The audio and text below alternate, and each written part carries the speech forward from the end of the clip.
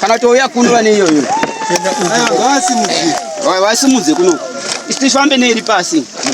toda kuti mahendo auye kumusoro lo toda kuti iende uku iyi yeredi ndoda kufana uya kuseri kweiyi yakabatisadhonze yeiyi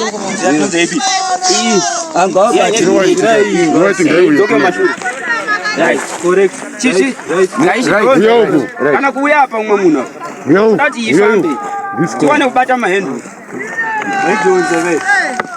iye redi ndo inofana unosimudza kumashure atai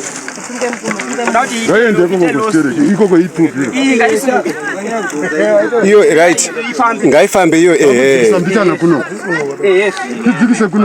dzikisirai kuno kumbishana kuno kungakudzikisirwe mchana dzikisirai mchana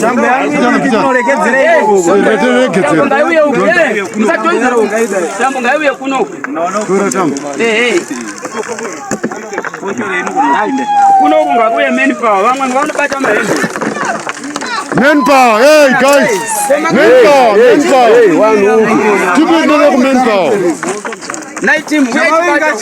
manpower. Vasina mafoni uyai kuno tisimudze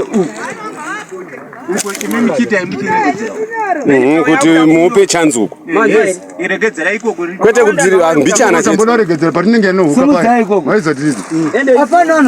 aiwa kani vanhu vari uko ndo vari kufana kusimudza mukoma wakabva kuno kwatinga ndiri chipiri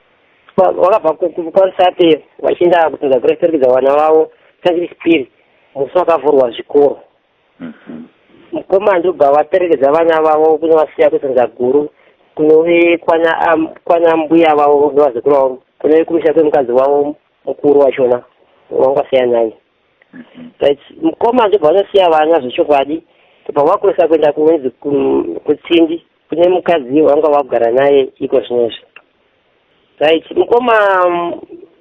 vakanosiya vana pavanosiya vana mukoma wanga vakapfeka jini ravo reblue kumusoro wanga ine orange vakafamba naro remeluni nebharita ravo nebhutsu dzavo dzeblack ndizvoka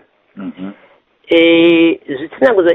ini ndakapedzera taura namukoma na 4 o'clock ichipedzera taura namukoma kufanana kuma4 na 4 then kuma 7 ndoda kutora foni yavo ndobva yandirambira right. Zvadaro ndobva ndazofonerwa zvekuma 10 sinzi mukoma washaika right. Ndichibvunza wangu mudzimai wangu wagara naye ndikati ko zvakamira sei zvikanzwani ndaridzirwa huta nemota yekutanga zvinzi pane munhu akawata apapo ndikambozviignova anzi ndobva ndazoenda anzi ndondooti inga murume wangu tati aisoke zvakanaka i pamakazviona ndobva madini ivo vanoti ivo vakasvika akagara akazendamani pasi pedyo nepatara ndofungabva panga rienda pambapo is less than 100 meters vanoti ivo ndobva vamusimudza akadaro achifamba ega anzi ndikabva chiko chii chaitika ndobva vachizvoni ivo ndadona ndikati fine zvakanaka vanoti ivo ndobva vamusimudza mukoma vachienda naye kumba kwavo ndobva vasvika ndobva vanomuzendamisa pamuti vamuzendamisa pamuti daro ndobva vatsvaga motikari yawakatsvaga iyo yawakahaya ndobva yaitakura munhu ndobva vasvika kumba kwedu isu patakaberekwa kune mningi nanga aripo umufadzi ake azivi kuti munhu adini zvanzinemufana pamwe kudhakwa ndakati naye kuchipatara ndobva vasvika kuchipatara zvikanzi munhu afa zvadaro ndobva mukoma wafa kudaro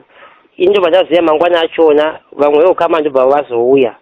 ndobva pazoita mapitsi akazanga aripo kuti veukama vaiti zoti mumwe munhu aende kuharare zvinotora nguva yakareba ndizvoka ndobva paitwa postmortem yemarisapi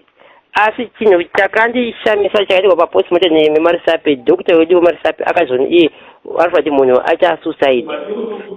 ndobva ndabvunza ndikati hongu muti munhu enyu akaita suicide tambo yachona mamboionawo here yakuti munhu akazvisungirira isusu taenda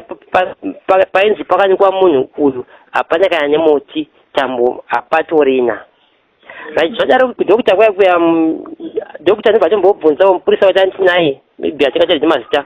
kuti zvoni kuti amboeri kupi mupurisa ndibangomhanya kuchaji ofisi ndibva adzoka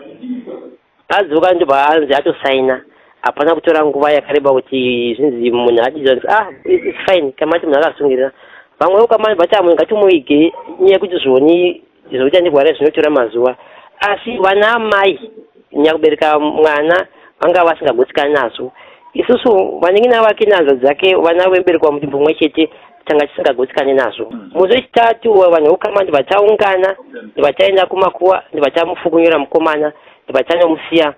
kumochari rusape general hospital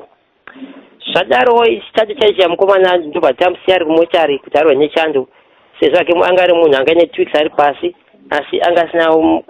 kunyanya kushata pasi vadokta avapurisa ivo vatizoni yemumusoro ezobva muchirudzidzi kamatanzi asati auya nguva yavandishedzera ivo vatizoni mumarizauti dokita ari kuzoni hamene chakashoka munhu anzi rupi nerupa kuti vazvasangana tikati